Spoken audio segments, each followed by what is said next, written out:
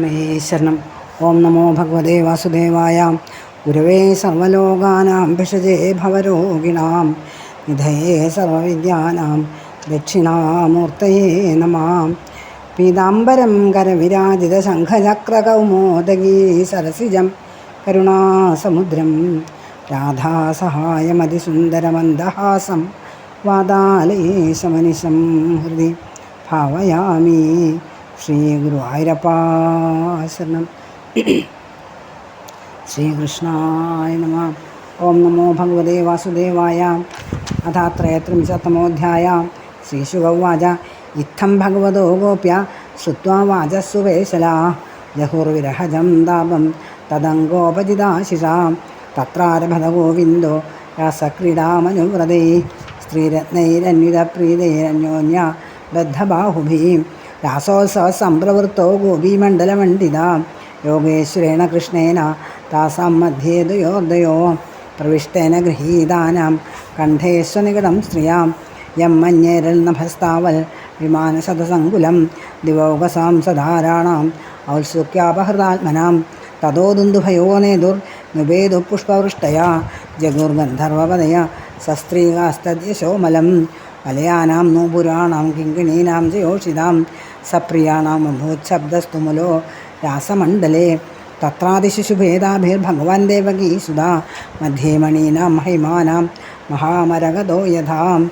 പാദന്യാസൈർഭുജവിധുധിവി സസ്മിതൈർഭോവിലാസൈർ ഭജ്ജന്മധ്യൈശ്ചലകുജപടൈ കുണ്ടലേ ഗണ്ഡലോലൈ സ്വിദ്യന്മുഖ്യകപരരസന ഗ്രന്ഥയ കൃഷ്ണവധോ ഗായന്ത്യസ്തം തടിദൈവതാ മേഘചക്രേ വിരേജു ഉച്ചേർജഗുരുനൃത്യമാന രക്തകണ്ഠ്യോരിധിപ്രിയ കൃഷ്ണാഭിമർശമുദിത ഗീതേനേതമാവൃതം കാജിൽസമം മുകുന്ദേന സ്വരജാതീരമിശ്രിത മുന്നിന്യേ പൂജിതാതേന പ്രിയദാ സാധുസാധ്വിതി തദേവ ധ്രുമുന്നിന്യേ തസ്യൈമാനം ജ ബഹ്വദാൽ കാജിദാസപരിശ്രാന്ത പാർശ്വസ്തസ്യ ഗദാഭൃത ജഗ്രാഹ ബാഹുനാ സ്കന്ധം സദദ്വലയമല്ലിക തത്രൈകാം സഗതം ബാഹം കൃഷ്ണസ്യോൽപസൗരഭം ചന്ദനാലിപ്തമാഖ്രായ പൃഷ്ടരോമാചുജുംബഃ തസ്യാസ്തിൽ നാട്യവിക്ഷിപ്ത കുണ്ടലത്തുഷമണ്ഡിതം ഗണ്ഡം ഗണ്ഡേ സന്ദധത്യ അദാ താംബൂലചർവിതം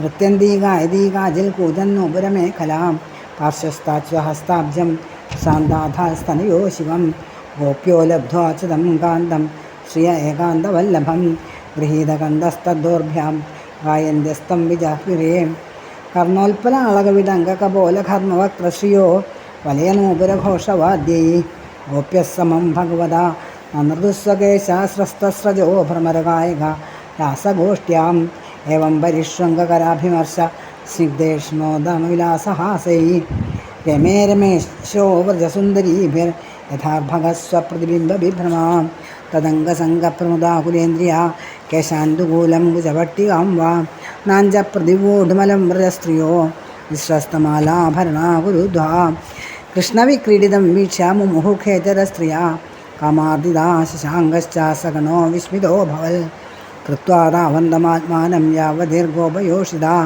രമേ സ ഭഗവംസ്ഥാഭിരാത്മാ രാമോ വിലീലയാ താസാമതിവിഹാരേണ ശ്രാന്താനം വദനാനി സാ പ്രാമൃതൽകരുണപ്രേംണ ശന്തമേനാംഗപാണിനാ ഗോപ്യസ്ഫുരൽപുരടകുണ്ടലകുന്തളത്വിദ്ഗണ്ഡശ്രിയാ സുധിതഹാസ നിരീക്ഷണേന മാനം ദധത്യഹർഷഭസ്യ ജഗുകൃതാനി പുണ്യാനി തൽക്കരരുഹസ്പർശപ്രമോദാം താഭിര്യുദശ്രമമബോഹിതുമംഗസംഗ ഹ്രഷ്ടസ്രജസ്സകുജകുങ്കുമരഞ്ജിതായ ഗന്ധർവപാളിഭിരനുദ്രുതാ വിശദ്വാ ശാന്തോ ഗജീഭിരിഭരാളിവ ഭിന്നസേതു സൗംഭ്യശിലം യുവതിഭിः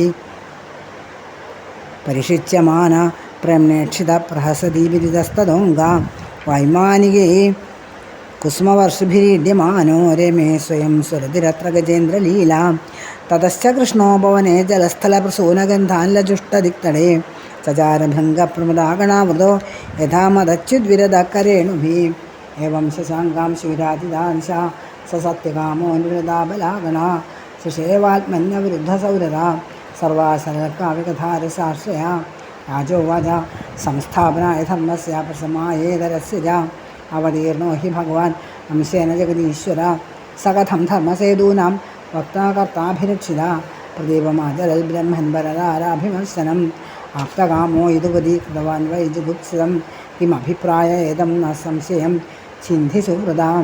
ശ്രീശിവവാച ധർമ്മവ്യതിക്രമോ ദൃഷ്ട ഈശ്വരാണാം ച സാഹസം തേജീയസാം ന ദോഷായ വഹ്നേ സർവഭുജോ യഥാ നൈതസമാചരേ ജാതു മനസാഭിഹ്യനീശ്വര വിനശ്യത്യാചരൻ മൗഢ്യാൽ യഥാ രുദ്രോ അബ്ദിശം വിഷം.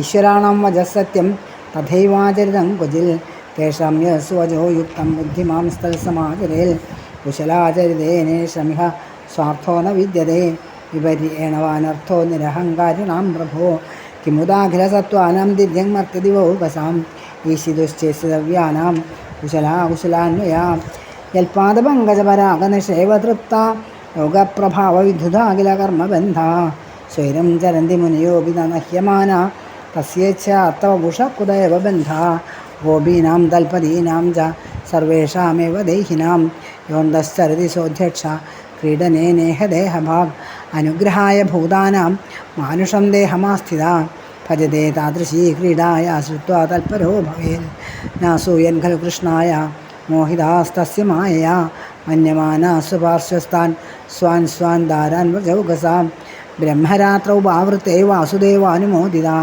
അനിച്ഛന്ത്യോർഗോപ്യ സ്വഗൃഹാൻ ഭഗവത്പ്രിയാം വിക്രീഡിതം വ്രജവധൂഭിരിതം ച വിഷ്ണോ ശ്രദ്ധാന്വിതോനുശൃണുയാതഥ വർണ്ണയേദ്യ ഭക്തിം പരാം ഭഗവതി പ്രതിലഭ്യകാമം ഹൃദ്രോഗമാശബഹിനോത്യജിരേണ ധീരാം. ശ്രീകൃഷ്ണാർപ്പണമസ്തു. ഇത് ശ്രീമദ്ഭാഗവതേ മഹാപുരാണേ പാരമഹംസ്യ സംവിധായ സ്മൃതിപൂർവാധേ രാസക്രീഡാവർണ്ണനം നാമ ത്രയത്രന്തമോധ്യായ സർവത്ര ഗോവിന്ദനാമ സങ്കീർത്തനം. ഗോവിന്ദ ഗോവിന്ദ. ഓം നമോ ഭഗവതേ വാസുദേവായ. ഓം നമോ ഭഗവതേ വാസുദേവായ. ഓം നമോ ഭഗവതേ വാസുദേവായ. ഗുരുർബ്രഹ്മാ ഗുരുർവിഷ്ണു ഗുരുർദേവോ മഹേശ്വര ഗുരു സാക്ഷാത് പരബ്രഹ്മ തസ്മൈ ശ്രീ ഗുരവേ നമഃ. പീതാംബരം കരവിരാജിത ശംഖചക്രകൗമോദഗീ സരസിജം കരുണാസമുദ്രം രാധാസഹായമതിസുന്ദരമന്ദഹാസം വാതാലേശമനിശം ഹൃദി ഭാവയാമി. ശ്രീകൃഷ്ണായ നമഃ. അമ്മേ ശരണം. ദശമസ്കന്ധം 33 അധ്യായമാണ് പറയാനുള്ളത്. കഴിഞ്ഞ അധ്യായത്തിൽ ഗോപസ്ത്രീകളുടെ കരച്ചിൽ കേട്ട് ഭഗവാൻ മന്മഥനായിട്ട് അവരുടെ മുൻപിൽ പ്രത്യക്ഷനാവുന്നതും അവർ തമ്മിലുള്ള സംഭാഷണവുമാണ് നമ്മൾ കേട്ടത്. ഈ അധ്യായത്തിൽ ഗോപികളുടെ മധ്യത്തിലിരിക്കുന്ന ഭഗവാൻ ജലക്രീഡകൾ, വനക്രീഡകൾ മുതലായ വിനോദങ്ങളാൽ ഗോപികളെ രമിപ്പിച്ച സംഗതി പറയുന്നു. ശ്രീശുക ബ്രഹ്മർഷി പറയാണ്, പരമസന്തോഷത്തെ ജനിപ്പിക്കുന്ന ഭഗവാന്റെ വാക്കുകൾ കേട്ട ഗോപികൾ ഭഗവാന്റെ കരചരണാദികളായിട്ടുള്ള അവയവങ്ങളുടെ സ്പർശനം കൊണ്ട് പൂർണ്ണ മനോരഥകളായപ്പോൾ വിരഹനിമിത്തമുള്ള ദുഃഖമൊക്കെ അവരുടെ മാറി. തന്നെക്കുറിച്ചുള്ള പരമപ്രീതിയാൽ തനിക്ക് സർവഥാ സ്വാധീനങ്ങളായും അന്യോന്യം കൈകൾ കോർത്ത് പിടിച്ചവരായിരിക്കുന്ന ആ ഗോപികളുടെ സംഘമധ്യത്തിൽ നിൽക്കുന്ന ഭഗവാൻ യമുനാ പുളിനത്തിൽ വെച്ച് രാസക്രീഡ ആരംഭിച്ചു. ഒരു ഗോപസ്ത്രീ വലതുഭാഗത്ത്, മറ്റൊരു ഗോപസ്ത്രീ ഇടതുഭാഗത്ത്, നടുവിൽ അവരുടെ കണ്ഠത്തെ ഓരോ കൈകളാൽ ആലിംഗനം ചെയ്തുകൊണ്ട് കൃഷ്ണൻ. ഇങ്ങനെ 2 ഗോപികളുടെ മധ്യത്തിൽ ഒരു കൃഷ്ണൻ. അങ്ങനെയാണ് ഭഗവാൻ രാസക്രീഡ ആരംഭിച്ചത്. ഭഗവാൻ ഇങ്ങനെ രാസക്രീഡ ആരംഭിച്ചപ്പോൾ അത് കാണാനായിട്ട് ദേവന്മാർ അവരുടെ ഭാര്യമാരോടുകൂടെ വിമാനത്തിൽ കയറി ആകാശത്ത് വന്ന് നിറഞ്ഞു. അവരുടെ വാദ്യങ്ങളായിട്ടുള്ള ദുന്ദുഭികൾ മുഴക്കി പുഷ്പവർഷം ചെയ്തു. വിശ്വാസവും മുതലായിട്ടുള്ള ഗന്ധർവശ്രേഷ്ഠന്മാർ ഭഗവാനെക്കുറിച്ച് കീർത്തനങ്ങൾ ചൊല്ലി. പ്രിയനായിട്ടുള്ള കൃഷ്ണനോട് ചേർന്നിരിക്കുന്ന ഗോപികളുടെ കൈകളിലും കാലുകളിലും അരകളിലും ധരിച്ചിട്ടുള്ള വള മുതലായവ, ചിലമ്പുകൾ, അരമണി എന്നീ ആഭരണങ്ങൾ തമ്മിൽ കൂട്ടിമുട്ടിയുണ്ടാകുന്ന ആ ശബ്ദം രാസമണ്ഡലത്തിൽ നിറഞ്ഞു. ഈ 2 സ്വർണ്ണമണികളുടെ ഇടയിൽ കോർത്തിരിക്കുന്ന മരതകപ്പച്ച രത്നങ്ങൾ പോലെ രാസമണ്ഡലത്തിൽ സ്വർണ്ണവർണ്ണകളായിരിക്കുന്ന ഈ 2 ഗോപസ്ത്രീകളുടെ ഇടയിൽ ഭഗവാനായിട്ടുള്ള കൃഷ്ണൻ ശോഭിച്ചു. പാദന്യാസേർ ഭുജവിധുതിഭി സസ്മിതേർ ഭ്രൂവിലാസേർ ഭജ്ജന്മധ്യൈശ്ചലകുജപടൈ കുണ്ടലേർ ഗണ്ഡലോലൈ സ്വിദ്യന്മുഖ്യ കബരരചനാ ഗ്രന്ഥയ കൃഷ്ണവദ്ധോ ഗായന്ത്യസ്തം തടിത ഇവതാ മേഘചക്രേ വിരേജോ. പാദങ്ങൾ കൊണ്ടുള്ള ഗതിവിശേഷങ്ങളോടും കൈകളുടെ ഇളക്കത്തോടും മന്ദഹാസത്തോടും പുരികങ്ങളുടെ ചലനങ്ങളോടും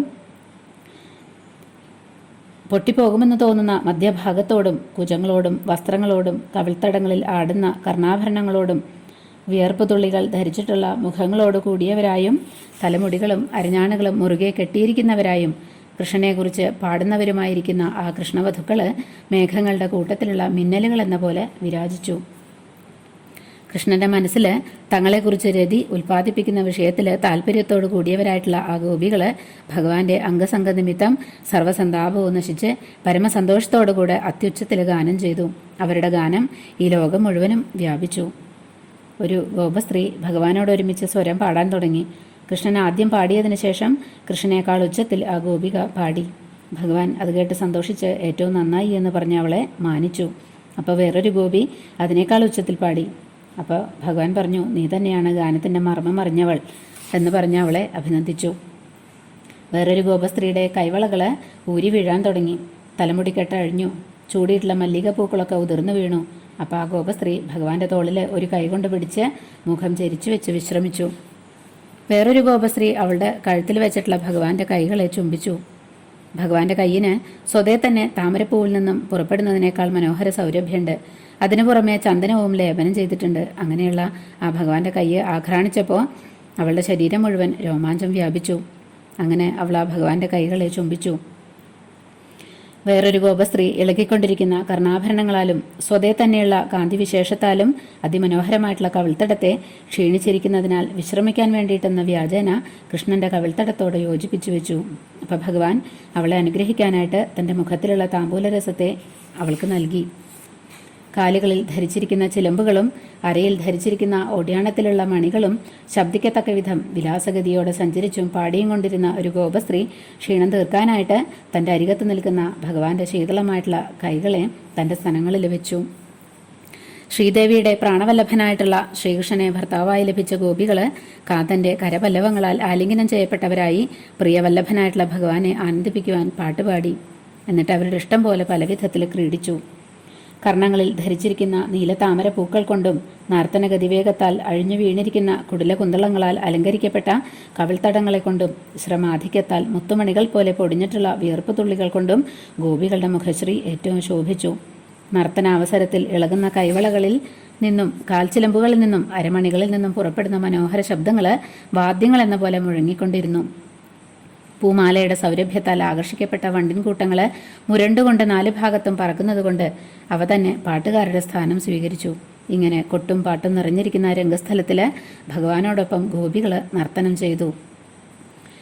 ഏവം പരിഷ്വംഗകരാഭിമർശ സ്നിഗ്ധേക്ഷണോദ്ദാമവിലാസഹാസൈ രമേ രമേശോ വ്രജസുന്ദരീഭർയഥാർഭഗ സ്വപ്രതിബിംബ വിഭ്രമാം. ഗോപികൾ ഭഗവാനോടൊരുമിച്ച് രമിച്ചതുപോലെ ലക്ഷ്മി വല്ലഭനായിട്ടുള്ള ഭഗവാനും ആലിംഗനം, സ്പർശനം, കടാക്ഷം, അധരചുംബനം, മന്ദഹാസം എന്നീ വിലാസചേഷ്ടകൾ പ്രകാശിപ്പിച്ചുകൊണ്ട് വ്രജസുന്ദരികളായിട്ടുള്ള ഗോപികളോട് ചേർന്ന് രമിച്ചു. ഒരു ബാലകൻ തൻ്റെ പ്രതിബിംബങ്ങളോടുകൂടെ ക്രീഡിക്കുന്നത് പോലെ ഭഗവാൻ ക്രീഡിച്ചു. ഭഗവാന് മോഹബാധ ഉണ്ടായിട്ടില്ല. ഭക്തകളായിട്ടുള്ള അവരുടെ മനോരഥത്തെ സാധിപ്പിക്കാൻ അവരോടൊരുമിച്ച് ലീല ചെയ്ത ഭഗവാൻ ലീലാസമയത്തിലും നിർവികാരനായിരുന്നു. ഭഗവാന്റെ ശരീര സംസർഗം സിദ്ധിച്ചപ്പോൾ ഹൃദയത്തിൽ ആനന്ദം നിറഞ്ഞിട്ട് ഗോപികളുടെ ഇന്ദ്രിയങ്ങളെല്ലാം പരവശങ്ങളായി. സർവേന്ദ്രിയങ്ങളും അവയുടെ വ്യാപാരങ്ങൾ നടത്താൻ സമർത്ഥങ്ങളല്ലാതെ വന്നു. ധരിച്ചിട്ടുള്ള മാലകളും ആഭരണങ്ങളൊക്കെ അഴിഞ്ഞു വീണു. മുടിയഴിഞ്ഞു, വസ്ത്രങ്ങൾ അഴിഞ്ഞു. ഇങ്ങനെ അഴിഞ്ഞ വസ്ത്രാദികളെ കൂടെ അതാത് സ്ഥാനങ്ങളിൽ നിലനിർത്താൻ അവർ അശക്തകളായി. അവരുടെ മനസ്സ് മുഴുവൻ ആനന്ദം കൊണ്ട് നിറഞ്ഞതുകൊണ്ട് അവർ ബാഹ്യ വ്യാപാരങ്ങളൊക്കെ മറന്നു. ഗോപസ്ത്രീകൾ മോഹിച്ചതിൽ ആശ്ചര്യമില്ല. ദേവസ്ത്രീകൾ വരെ മോഹിച്ചു എന്നാണ് പറയുന്നത്. ഭഗവാന്റെ ആ ക്രീഡ നോക്കിക്കൊണ്ട് വിമാനത്തിലിരുന്നിരുന്ന ആ ഗന്ധർവാദി സ്ത്രീകളും കൂടെ ഭഗവാന്റെ ലീലാമാധുര്യം തങ്ങൾക്കും അനുഭവിച്ചാൽ കൊള്ളാമെന്ന ആഗ്രഹം കൊണ്ട് അവരെ തന്നെ മറന്നു. അങ്കാരകൻ മുതലായവരോട് ഒരുമിച്ച് സഞ്ചരിക്കുന്ന ചന്ദ്രനും ഭഗവാന്റെ ലീലാവിശേഷത്തെ കണ്ട് ആശ്ചര്യപ്പെട്ടുകൊണ്ട് തൻ്റെ സഞ്ചാരത്തെ നിർവഹിക്കാൻ അശക്തനായിട്ട് സ്തംഭിച്ചു നിന്നു. ആത്മാനന്ദത്തിൽ സംതൃപ്തനായിട്ടുള്ള പരിപൂർണ ഐശ്വര്യസ്വരൂപനായിട്ടുള്ള ഭഗവാൻ തൻ്റെ ഭക്തകളായിട്ടുള്ള ഗോപാംഗനകളെ തൃപ്തിപ്പെടുത്താനുള്ള കാരുണ്യം കൊണ്ട് അവരെത്ര പേരുണ്ടോ അത്രത്തോളം ശരീരങ്ങൾ താനും സ്വീകരിച്ചിട്ട് അവരോടുകൂടെ രമിച്ചു. കുറേ നേരം ചെയ്ത ലീലയാൽ ക്ഷീണിച്ച ഗോപികളുടെ മുഖാമുജത്തിൽ വീണുകിടക്കുന്ന കുറുനിരകളെയും വിയർപ്പുജലങ്ങളെയും ഭഗവാൻ തൻ്റെ കൈകളെ കൊണ്ട് സാവധാനത്തിൽ തുടച്ചു മിനുക്കി ഭംഗി വരുത്തി സന്തോഷിപ്പിച്ചു. ഭഗവാന്റെ കൈകൊണ്ട് തങ്ങളുടെ മുഖകമലത്തെ തലോടിയപ്പോൾ അവർക്ക് പരമാഹ്ലാദമുണ്ടായി. തങ്കത്താൽ ഉണ്ടാക്കിയ കർണാഭരണങ്ങൾ നിമിത്തം അവരുടെ കവിൾത്തടത്തിന് അതിവിശേഷകാന്തി ഉണ്ടായിരുന്നു. ഇപ്പൊ ഭഗവാനെക്കുറിച്ചുള്ള ആ പരമപ്രേമത്തെ സ്ഫുരിപ്പിക്കുന്ന മന്ദഹാസം കൂടെ വന്നപ്പോൾ ആ കാന്തി ഒന്നും കൂടെ വർദ്ധിച്ചു. അവരെ കടക്കണ്ണുകളെ കൊണ്ട് ഭഗവാനെ നോക്കി. ഭഗവാൻ അവരുടെ ആ നോട്ടത്തെ സ്വീകരിച്ചു. ഇങ്ങനെ സ്വഭർത്താവിനെ സത്കരിച്ച ഗോപികള് ഭഗവാന്റെ ലീലാവിശേഷങ്ങൾ ഗാനം ചെയ്തു. ഭഗവാന്റെ ശരീര സ്പർശനത്താൽ ഗോപികൾ ധരിച്ചിട്ടുള്ള മാലകളെല്ലാം മർദ്ദിക്കപ്പെട്ടു. കുങ്കുമപ്പൊടികൾ രതിലീല നിമിത്തം ശരീരത്തിലെ 4 ഭാഗത്തും വ്യാപിച്ചു. അങ്ങനെ ശരീരമാസകലം രക്തനിറമായി. അങ്ങനെയുള്ള ആ ഗോപാങ്കനങ്ങളോടുകൂടെ ഭഗവാൻ പിടിയാനകളോട് കൂടിച്ചേർന്ന് കളിച്ചു നടക്കുന്ന ഗജശ്രേഷ്ഠൻ എന്ന പോലെ വണ്ടുകളാൽ പിന്തുടരപ്പെട്ടും കൊണ്ട് ക്ഷീണം തീർക്കാനായിട്ട് യമുനാജലത്തിൽ പ്രവേശിച്ചു. ആത്മാനന്ദത്തിൽ രമിച്ചുകൊണ്ടിരിക്കുന്നവനാണെങ്കിലും ഭഗവാൻ കരുണികളോട് ചേർന്ന ഗജേന്ദ്രൻ എന്ന പോലെ യുവതികളോട് ചേർന്ന് ജലക്രീഡ ചെയ്തു. ഭഗവാന്റെ ചുറ്റും നിൽക്കുന്ന ഗോപികള് ഭഗവാന്റെ ശരീരത്തിലേക്ക് വെള്ളം ഒഴിച്ചു. അതിപ്രേമത്തോടു കൂടിയിട്ടുള്ള കടാക്ഷ വീക്ഷണങ്ങളാൽ ഭഗവാന്റെ ഉള്ളിലും ആനന്ദം വർദ്ധിപ്പിച്ചുകൊണ്ട് അവർ ക്രീഡിച്ചു. ഈ ജലക്രീഡ കണ്ടുകൊണ്ട് ആകാശത്തിൽ ഇരുന്നിരുന്ന ഗന്ധർവാദി ദേവസമൂഹങ്ങളൊക്കെ ഭഗവാനെ സ്തോത്രം ചെയ്തു. പിടിയാനകളോട് ചേർന്ന മത്തഗജം എന്ന പോലെ വണ്ടിൻ കൂട്ടത്താലും സ്ത്രീ സമൂഹത്താലും ചുറ്റപ്പെട്ടവനായിട്ട് യമുനാ നദീ തീരത്തുള്ള കാടുകളിൽ ഭഗവാൻ സഞ്ചരിച്ചു. ശരചന്ദ്രകാന്തിയാൽ ഉജ്ജ്വലിച്ചുകൊണ്ടിരുന്ന ആ രാത്രികളിലെല്ലാം ഇതേവിധം ഭഗവാൻ ഗോപികളോട് ചേർന്ന് ക്രീഡിച്ചു. തന്നിൽ അനുരാഗമുള്ള ആ ഗോപികളുടെ മനോരഥത്തെ പൂർണ്ണമായി സാധിപ്പിക്കാൻ കാരുണ്യമുള്ള ഭഗവാൻ പലതരത്തിലുള്ള ക്രീഡകൾ ചെയ്തു. സ്വശക്തിയാൽ കാമനെയും ജയിച്ച ഭഗവാൻ ലീലാസമയത്തിലും നിർവികാരനായി തന്റെ ബ്രഹ്മചര്യത്തിന് ദോഷം വരാതെ ക്രീഡിച്ചു. രാജാവ് പറയാണ്, ലോകത്തിന്റെ പാലകനും സ്വാമിയും നിയന്താവുമായിട്ടുള്ള ഭഗവാൻ സ്വാംശഭൂതനായിട്ടുള്ള ബലരാമനോടുകൂടെ ഈ ലോകത്തിൽ അവതരിച്ചത് ലോകത്തിൽ അധികരിച്ചു വരുന്ന അധർമ്മത്തെ മുഴുവനും നശിപ്പിക്കാനും ധർമ്മത്തെ ഉറപ്പിക്കാനും വേണ്ടിയിട്ടാണല്ലോ. ധർമ്മമര്യാദകളെ ഉപദേശരൂപേണ ലോകത്തിൽ പരത്തുന്നതും അനുഷ്ഠിച്ചു കാട്ടിക്കൊടുക്കുന്നതും അവയെ വിരോധിക്കുന്ന ദുഷ്ടന്മാരെ സംഹരിച്ച് ധർമ്മകാര്യങ്ങൾ രക്ഷിക്കുന്നതും ഭഗവാന്റെ അവതാര പ്രയോജനല്ലേ. അങ്ങനെയിരിക്കെ ധർമ്മസ്ഥാപനത്തിനായിട്ട് അവതരിച്ച ഭഗവാൻ പരതാരങ്ങളെ സ്വീകരിക്കുക എന്ന അധർമ്മം ആചരിക്കാൻ എന്താണ് കാരണം? ഭോഗങ്ങളിൽ തൃപ്തിപ്പെടാത്തവര് ഓരോ മനോരഥ സാധ്യത്തിനായിട്ട് അധർമ്മം ചെയ്യുന്നു. യാതൊരാഗ്രഹവുമില്ലാത്തതുകൊണ്ട് ആപ്തകാമനായിട്ടുള്ള ഭഗവാൻ ഈ അധർമ്മം ചെയ്തതിൽ എന്താണ് അഭിപ്രായം എന്ന സംശയം ഞങ്ങൾക്കൊക്കെ ഉണ്ട്. ബ്രഹ്മനിഷ്ഠനായിട്ടുള്ള അവിടുന്ന് കരുണയോടെ അത് തീർത്തു തരണേ എന്ന് പറഞ്ഞു. അപ്പോൾ ശ്രീശുക ബ്രഹ്മർഷി പറയാണ്, കർമ്മത്തിന് അധീനന്മാരല്ലാത്ത സ്വതന്ത്രരായിട്ടുള്ള ബ്രഹ്മാവ്, ഇന്ദ്രൻ, ബൃഹസ്പതി, വിശ്വാമിത്രൻ മുതലായവര് ധർമ്മമര്യാദകളെ അതിക്രമിച്ച് പരതാരാഭിമർശന രൂപമായിട്ടുള്ള കർമ്മങ്ങൾ മറ്റും ചെയ്തതായിട്ട് കാണുന്നുണ്ട്. അതിതേജസ്വികളായിട്ടുള്ള അവർക്ക് ആ വക കർമ്മങ്ങൾ പാപത്തിനായിട്ട് ഭവിക്കണില്ല. ശുദ്ധ അന്ധകരണന്മാരായിട്ടുള്ള മഹാന്മാരെ ആ വക കർമ്മഫലങ്ങൾ സ്പർശിക്കുന്നില്ല. അവർക്ക് പുണ്യപാപങ്ങളെയോ സുഖദുഃഖങ്ങളെയോ നൽകാൻ കർമ്മങ്ങൾക്ക് സാമർഥ്യമില്ല. അത്ര അധികം മഹത്വം അവർക്കുണ്ട്. തന്നിൽ വന്നു ചേരുന്ന സർവ്വപദാർത്ഥങ്ങളെയും ഭസ്മീകരിക്കാൻ സാമർഥ്യമുള്ള തീയിൽ അമേധ്യാദികളായിട്ടുള്ള നികൃഷ്ട സാധനങ്ങൾ ഇട്ടാലും അഗ്നി അശുദ്ധമായിട്ട് തീരുന്നില്ലല്ലോ. അതുപോലെ സർവകർമ്മ സ്വതന്ത്രന്മാരായിട്ടുള്ള ഈശ്വരന്മാർ ചെയ്യുന്ന കർമ്മങ്ങളെ കർമ്മഫലങ്ങൾക്ക് കീഴടങ്ങി ദേഹാഭിമാനത്തോടെ പരവശനായിട്ടുള്ള സാധാരണ മനുഷ്യനെ ചെയ്യണമെന്നുള്ള ആഗ്രഹം കൂടെ ഒരിക്കലും ഉണ്ടാവാൻ പാടില്ല. കാരണം ഈശ്വരൻ ചെയ്തതുപോലെ ഞാനും ചെയ്യുമെന്നുള്ള മൂഢത കൊണ്ട് ആ വക കർമ്മങ്ങൾ ചെയ്യുന്നവൻ നിശ്ചയമായിട്ട് നശിക്കും. ഈശ്വരൻ ചെയ്യാൻ വിരോധമില്ലെങ്കിൽ മറ്റുള്ളവർക്ക് ചെയ്യുന്നതിന് വിരോധമെന്തെന്നുള്ള വിചാരം അവിവേകത്തിന്റെ ഫലമാണ്. സമുദ്രമഥന സമയത്തിൽ പുറപ്പെട്ട കാളകൂട വിഷം രുദ്രൻ പാനം ചെയ്തു. അതുപോലെ രുദ്രനല്ലാത്ത മറ്റൊരാള് അതുപോലെ വിഷം കുടിച്ചാൽ അവൻ തൽക്ഷണം നശിക്കുന്നതല്ലാതെ മറ്റു വല്ല ഫലവും ഉണ്ടാവോ? ഈശ്വരാണാം വജസത്യം തഥൈവാചരിതം ക്വചിത് തേഷാം ജൽ സ്വവജോ യുക്തം ബുദ്ധിമാം സ്ഥൽ സമാചരേത്. ജ്ഞാനം, വൈരാഗ്യം മുതലായ ഐശ്വര്യങ്ങൾ നിറഞ്ഞിട്ടുള്ള ഭഗവാന്റെ വാക്ക് എപ്പോഴും സത്യമായിരിക്കുന്ന പ്രമാണമാണ്. അവരുടെ പ്രവൃത്തി ചിലത് പ്രമാണമായിട്ട് വരും, എല്ലാം പ്രമാണമായി വരില്ല. അവരുടെ വാക്കിന് സദൃശമായിട്ടുള്ള പ്രവൃത്തിയെ മാത്രം ബുദ്ധിമാന്മാരെ പ്രമാണമായിട്ട് ധരിക്കണം. ആത്മാവല്ലാതെയുള്ള ദേഹേന്ദ്രിയാദികളിൽ ആത്മഭാവനയില്ലാത്തതിനാൽ ശരീരധർമ്മങ്ങളെ അതിക്രമിച്ചിട്ടുള്ള ഈശ്വരന്മാർക്ക് സത്കർമ്മം കൊണ്ട് ഇഹലോകത്തിലോ പരലോകത്തിലോ സുഖമോ വിപരീത കർമ്മം കൊണ്ട് ദുഃഖമോ ഉണ്ടാവുന്നില്ല. സുഖം, ദുഃഖം, പുണ്യം, പാപം എന്ന ദ്വന്ദ്ഭാവങ്ങളുടെ ബാധ ദേഹാഭിമാനമുള്ളവർക്കല്ലാതെ അതിൽ നിന്നും വിമുക്തരായിട്ടുള്ള മഹാത്മാക്കൾക്ക് ഉണ്ടാവുന്നില്ല. ഈശ്വരന്റെ അധീനത്തിൽ ഇരിക്കുന്നവരൊക്കെ ഈശ്വരനാൽ നിയമ്യരാണ്. അതിനാൽ ജീവൻ മുക്തന്മാരും ഈശ്വര നിയമ്യരാണ്. അവർക്ക് കൂടെ പുണ്യപാപ കർമ്മങ്ങളുടെ ചർച്ചയില്ലാതിരിക്കുമ്പോൾ സർവത്തിൻ്റെയും നാഥനായിട്ടുള്ള ശ്രീകൃഷ്ണന് പുണ്യപാപ കർമ്മ സംബന്ധമില്ലെന്ന് പിന്നെ പറയണോ? യാതൊരു ഭഗവാന്റെ താമരപ്പൂ പോലെ മനോജ്ഞമായിട്ടുള്ള ആ പാദത്തിലെ ധൂളികൾ സേവിക്കുന്നത് കൊണ്ട് തന്നെ സകല വിഷയാശകളും നശിക്കുന്നുവോ? അങ്ങനെയുള്ള ഭഗവാന് എങ്ങനെയാണ് കർമ്മബന്ധം ഉണ്ടാവുക? ഗോപികളുടെയും അവരുടെ ഭർത്താക്കന്മാരുടെയും എന്ന് മാത്രമല്ല സർവ്വദേഹികളുടെയും ഉള്ളിൽ യാതൊരുവൻ സഞ്ചരിക്കുന്നുവോ ബുദ്ധ്യാദികളെ പ്രേരിപ്പിക്കുന്ന ആ പരമാത്മാവായിട്ടുള്ള ശ്രീകൃഷ്ണൻ ലീല കൊണ്ട് ദേഹമെടുത്തവനാണ്. സർവാന്തര്യാമിയായിട്ടുള്ള ആ പരമാത്മാവിന് ഒരുവൻ പരനെന്നോ മറ്റൊരുവൻ സ്വന്തമെന്നുള്ള ഭേദം എങ്ങനെയുണ്ടാവുക? അതിനാൽ സർവസമനായിട്ടുള്ള ഭഗവാനെ സംബന്ധിച്ചിടത്തോളം ഗോപികൾ പരതാരങ്ങളല്ല. സകല ജീവികളെയും അനുഗ്രഹിക്കാനായി മനുഷ്യദേഹം സ്വീകരിച്ച ഭഗവാൻ ഏതേതു വിധത്തിലുള്ള കഥകൾ കേട്ടാൽ ജനങ്ങൾ ആ കഥകളിൽ താല്പര്യമുള്ളവരായി ഭവിക്കുമോ ആ വിധ ലീലകളെയെല്ലാം സ്വീകരിക്കണു. അതിനുവേണ്ടി ജീവികളെ സത്കർമ്മത്തിൽ പ്രവർത്തിപ്പിക്കാനായിട്ട് ലോകോപകാരങ്ങളായിട്ടുള്ള കർമ്മങ്ങളും ജ്ഞാനത്തിന് അധികാരികളായവർക്ക് ജ്ഞാനയോഗവും ഏതുവിധം ഉപദേശിക്കുകയും അനുഷ്ഠിക്കുകയും ചെയ്തുവോ ശൃംഗാരരസത്തിൽ താല്പര്യമുള്ള ബഹിർമുഖന്മാരെയും തന്നിലേക്ക് ആസക്തിയുള്ളവരാക്കി തീർക്കാനായിട്ട് രാസലീലയും അതേവിധം ഭഗവാൻ ആചരിച്ചു.